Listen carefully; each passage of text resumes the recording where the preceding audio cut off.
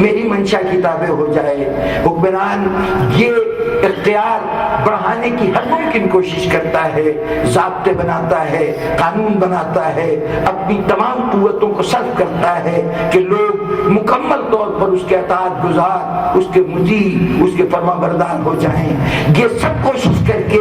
ایک مرحلہ ایسا آتا ہے کہ اپنے تمام اختیار کے باوجود، اپنی قوتوں کے بھرپور استعمال کے باوجود، اپنے خزانوں کے پورے منہ کھول دینے کے باوجود، اسے ہر حکمران کو ایک مرحلہ ایسا ضرور ملتا ہے کہ وہ محسوس کرتا ہے کہ میرا حکم اس وقت تک تو چلتا ہے جب تک محکوم میرے سامنے ہوتا ہے یا میرے ان کارندوں کے سامنے ہوتا ہے جن کا کام قانون کو نافذ کرنا ہوتا ہے، لیکن جب میرے کارندے موجود نہیں ہوتے، میرے نمائندے موجود نہیں ہوتے، میری طرف سے قوت کا استعمال کرنے والے اجزاء موجود نہیں ہوتے، اس وقت یہ انسان پھر آزاد ہو جاتا ہے، پھر نافرمانیوں پر اتر آتا ہے۔ اپنے اس خواہش اطاعت کو اس طرح سے توہین کا نشانہ بنتے دیکھ کر اسے پھر ایک منظر نظر آتا ہے کہ یہی انسان کبھی بالکل تنہا ہوتا ہے، اس کے اوپر کسی کا حکم نہیں چل رہا ہوتا، کوئی اس پر اختیار نہیں چلا رہا ہوتا، کوئی فوج اس کے سر پہ کھڑی نہیں ہوتی، کوئی تلوار اس کی گردن پہ رکھی نہیں ہوتی، اس کے باوجود وہ کچھ دل کی خواہشوں کے باوجود کچھ کام کہتا ہے، یہ میں کام نہیں کروں گا۔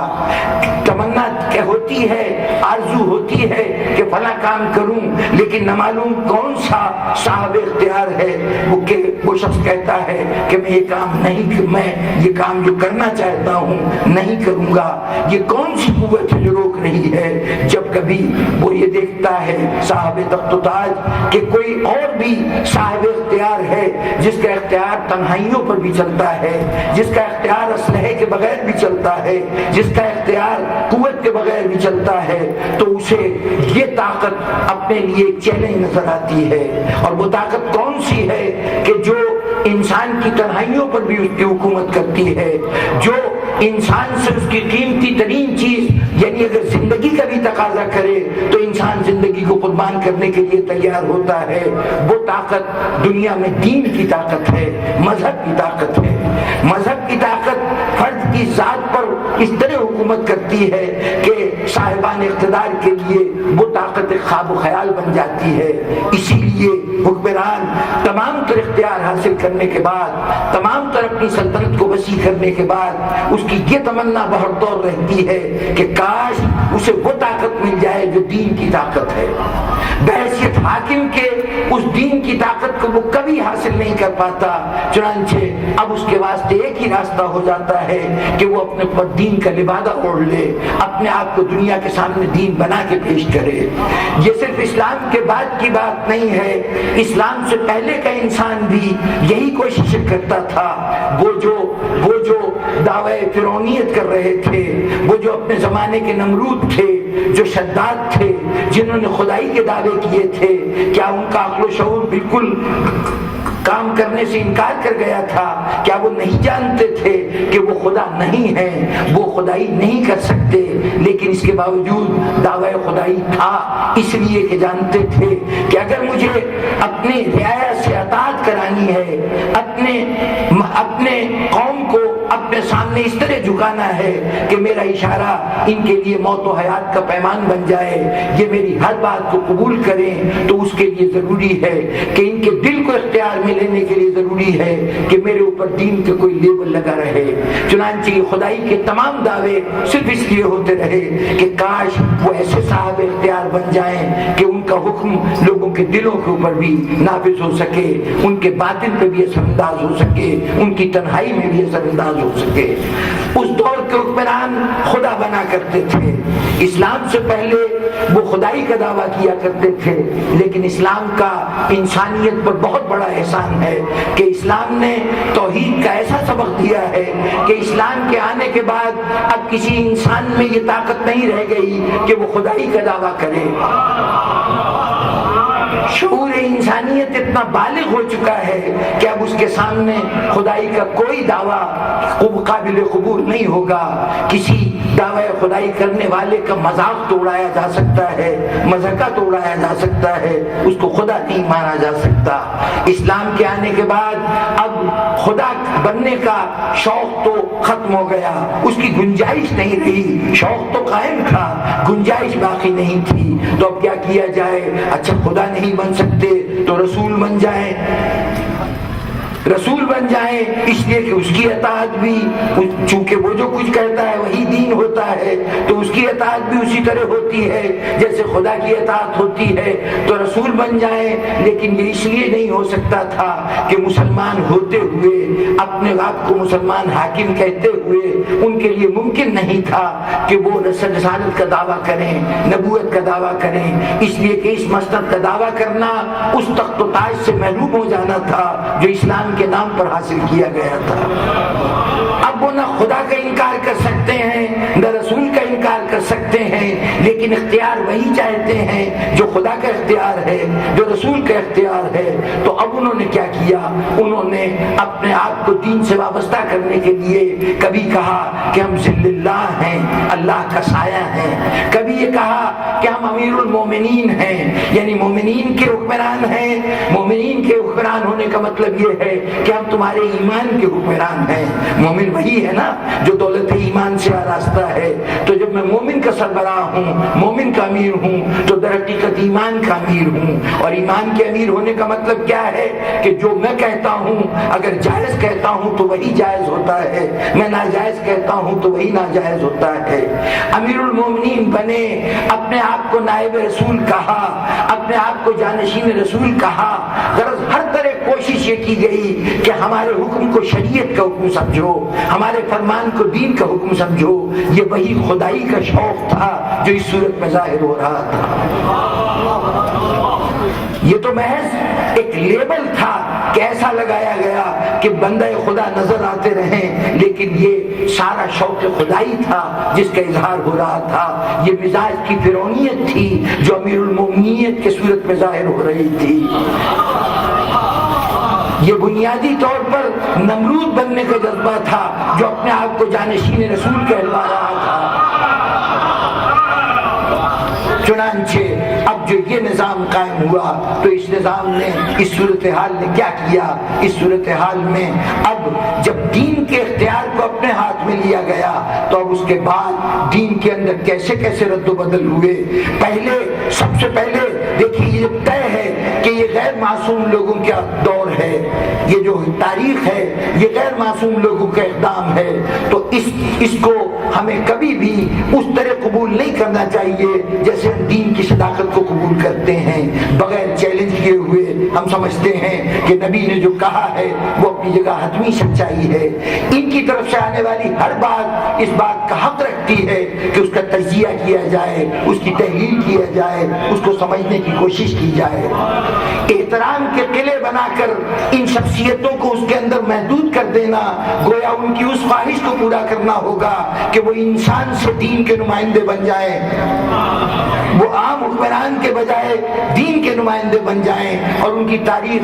تاریخ نہ ہو, دین کا تذکرہ بن جائے. یہ تو ان کی خواہش ہے, تو ان کی خواہش کی تکمیل کی ضرورت نہیں. اگر کوئی بات کانوں میں پڑتی ہے تو پورا حق ہے انسانیت کو کہ اس کا تجزیہ کرے کہ اس کا سچائی سے کتنا تعلق ہے. اب اگر تاریخ کا پہلا صفحہ جب ہم نے کھولا تو ایک آواز سنائی دی گئی کہ یہ جو نظام قائم ہونے جا رہا ہے, یہ جو تاریخ شروع ہونے جا رہی ہے, اس تاریخ کی بنیاد اس اصول پہ پڑے گی کہ یہ جتنے عرب کے لوگ ہیں یہ کسی اور کی قیادت کو قبول نہیں کریں گے, یہ صرف قریش کی برتری کو تسلیم کریں گے, قریش کو اپنا حاکم بنائیں گے. اس لیے اب جو حکمران ہو, جو صاحب تخت و تاج ہو, وہ قریشی ہونا چاہیے. جب یہ بات کہی گئی تو سمجھنے والوں نے اسی وقت چونک کر چند ہی دن پہلے, مشکل سے 80-82 دن پہلے ہونے والے ایک خطبے کے الفاظ کو اپنے کانوں میں دہرایا کہ جہاں زبان رسالت سے جملہ ادا ہو رہا تھا کہ کسی عجمی کو کسی عربی پہ کوئی فرق نہیں حاصل ہے, کسی کالے کو کسی گورے پہ کوئی تفریق حاصل نہیں ہے، کسی قریشی کو کسی غیر قریشی کے اوپر کوئی عظمت حاصل نہیں ہے۔ جہاں انسانیت کے لیے پستی اور بلندی کا معیار تقویٰ کو قرار دیا گیا تھا، وہاں قریش ہونا، کسی قبیلے سے ہونا، کسی کو کسی چیز کا حقدار بنا دینا بنیادی طور پر فکر اسلامی کے خلاف تھا۔ لیکن اب چونکہ یہ بات تاریخ کی زبان سے نکلی تھی، اس تاریخ کے زبان سے جو دین بننے کی کوشش کر رہی تھی، تو فوراً اس جملے کو بھی دین بنانے کی کوشش کی گئی، اور یہ کہا گیا کہ رسول بھی دنیا سے جاتے ہوئے یہ کہہ کے گئے ہیں کہ اب میرے جتنے جانشین ہیں، جتنے میرے خلیفہ ہیں، وہ سب قریش میں سے ہوں گے۔ اب جتنے عہدے منصب ملیں گے وہ قریش کو ملیں گے، جتنے مرتبے ملیں گے قریش کو ملیں گے۔ اب اس کے بعد قوم کے مستقبل کے جتنے بھی عروج و زوال کے مراحل آئیں گے، وہاں فیصلہ کن حیثیت کسی کا قریشی ہونا ہوگا۔ دو سلطنتوں کے خاتمے کے بعد تیسری سلطنت کے قیام کا مرحلہ ہو تو اس وقت اگر 6 افراد کی شورا مقرر کی جائے کہ یہ قوم کے مستقبل کا فیصلہ کریں، اس حکمران کا تقرر کریں کہ جو قوم کا نگران ہوگا، تو وہ 6 کے 6 افراد قریشی افراد چنے جائیں کہ جو قوم کے متعلق فیصلہ کریں گے۔ غرض اب قریشی ہونا ایک ویلیو بن گئی، ایک قدر بن گئی جس کی بنیاد پر معاشرے کا نظام چلے۔ یہ گویا ابھی پہلا قدم تھا کہ جہاں تاریخ دین بن کر اب چاہتی یہ ہے کہ دین میں مداخلت کرتی جائے، اپنی بات کو دین کہتی جائے، لیکن اس کے بعد اگلی منزل آئی تو کیفیت یہ ہے کہ اب اس حد تک صاحب تخت و تاج با اختیار ہو گیا ہے کہ بڑے اطمینان سے کہتا ہے کہ جو کچھ رسول نے کہا تھا اس کے زمانے میں جائز ہوگا، میں اس کو ناجائز کرتا ہوں۔ بعض مسائل پر یہ کہا کہ ان کے حلال کو میں حرام قرار دیتا ہوں، یا اگر آیا دیکھا کچھ افراد بیٹھے ہوئے ہیں مصروف تلاوت قرآن ہیں تو کہا یوں الگ الگ بیٹھ کے نہ پڑھو، میں آج سے ایک نئی نماز قائم کرتا ہوں، آج سے ایک نئی نماز قائم کرتا ہوں، جماعت کی صورت میں نماز ادا کرو۔ بزرگان گرامی، تاریخ کی حیثیت سے اگر کسی نے کسی وقت کوئی نماز پڑھائی ہو تو وہ نماز پڑھانے والا تعریف کی جا سکتی ہے کہ اچھا کام تھا جو اس نے کروایا، لیکن جب وہ اس نماز کو دین بنا کے متعارف کراتا ہے تو ہم فوراً کہہ دیں گے کہ یہ دین نہیں ہے، تاریخ ہے، یہ دین نہیں ہے، تاریخ ہے۔ اور پھر اس کے بعد تو حالات بدلتے چلے گئے کہ اب تخت و تاج دینے کے لیے یہ شرط رکھی جا رہی ہے، کسی کو حکمران بنانے کے لیے یہ شرط رکھی جا رہی ہے کہ خدا کا کہنا ماننا، رسول کا کہنا ماننا، قرآن کو ماننا، حدیث کو ماننا، لیکن اس کے ساتھ ساتھ جو پچھلے حکمران ہیں، جو تاریخ ہیں، ان کا کہنا ماننا بھی لازمی ہوگا۔ یہی تو شرط رکھی گئی تھی نا علی بن ابی طالب کے سامنے، سلطنت لے لو لیکن شرط کیا ہے؟ خدا اور رسول کے احکام پہ بھی عمل کرو گے اور جو اس سے پہلے کے حکمران ہیں ان پہ بھی عمل کرو گے۔ اب بحث یہ نہیں کہ پچھلے حکمرانوں کا عمل اسلام تھا یا نہیں تھا، پچھلے حکمرانوں کا عمل اسلامی تھا یا نہیں تھا، یہ طے شدہ بات ہے کہ ان کا عمل تاریخ کا عمل تھا، دین کا عمل نہیں تھا۔ علی بن ابی طالب جو دین کا محافظ تھا وہ کیسے کسی غیر کے عمل کو دین میں شامل کر سکتا تھا؟ وہ جو اپنے مغلوب دشمن کے سینے سے اس لیے اتر جاتا ہے، اپنے ہاتھوں سے شکست کھائے ہوئے دشمن کو قتل کرنے سے پہلے اس کے سینے سے اس لیے اتر جاتا ہے کہ اس کے عمل میں اس کی اپنی ذات کی خواہشات داخل نہ ہونے پائیں، اس کا ذاتی غصہ داخل نہ ہونے پائے، تو وہ بھلا تاریخ کے پچھلے حکمرانوں کو کیسے شریعت کی بنیاد قرار دے سکتا تھا؟ علی نے تخت و تاج ٹھکرا دیا، لیکن پتہ چلا کہ اب معاشرہ اس سطح تک آ چکا ہے کہ اب وہ یہ سمجھ رہا ہے کہ وہ تاریخ کی اس حیثیت کو بھی قبول کر سکتا ہے کہ وہ اپنے آپ کو شریعت کے متوازی پیش کرے، شریعت کے ساتھ ساتھ، یعنی خدا اور رسول ایک طرف اور اس کے بعد آنے والے حکمران ایک طرف، اور ان سب کے حکم کی تعمیل کی جائے، ان سب کا کہنا مانا جائے۔ اور پھر تو صاحب تخت و تاج کو یہ اختیار حاصل ہو گیا کہ وہ جس چیز کو چاہے شریعت قرار دے۔ اگر افریقہ کا خراج ہو تو ایک فرد واحد کے حوالے کر دیا جائے، کسی کو جواب دینے کی ضرورت نہیں۔ وہ ایک جائیداد جسے ایک صاحب اختیار نے یہ کہہ کر حقدار تک پہنچنے سے روک دیا تھا کہ رسول جو کوئی دنیا میں چھوڑ کے جاتے ہیں وہ رسول کی طرف سے صدقہ ہوتا ہے، خیرات ہوتا ہے، وہ کسی وارث کی طرف منتقل نہیں ہوتا۔ دوسرا صاحب تخت و تاج صحیح بخاری کی